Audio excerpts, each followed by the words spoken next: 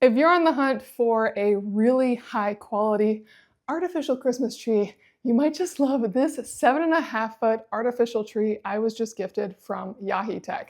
This is their artificial fir tree, and it is a beauty. When you get it, it comes all bent up. All of the branches actually are this heavy-duty metal that still bends down just a little bit to give you that natural feel of a real tree.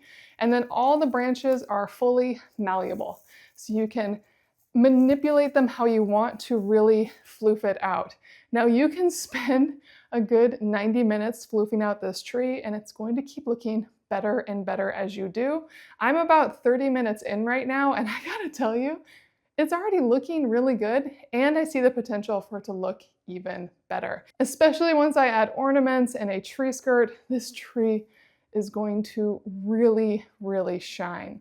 And I love that it comes pre-lit. You have options. I went with the warm light as I really love this warm color.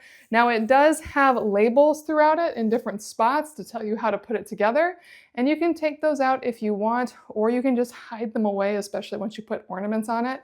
But I just wanted to show you exactly how it comes after 30 minutes of floofing it up. Now I have definitely played with my fair share of artificial trees. They all drop some needles. This one did too, but it's not too much. And I actually really, really like these needles too. While they are plastic, they have almost a needle-like feel and they have just a little bit more thickness. So it just gives more reality to this tree. And even as I'm staring at it, I can see how much more I can floof it out. And by floofing, I really mean look at a branch, find its longest point, have that one go out, and then have the rest of the branches basically go out and slightly upward, ideally. Think about how the branches would grow naturally on a tree. They'd want to be growing towards the sunshine. So that's kind of the goal here.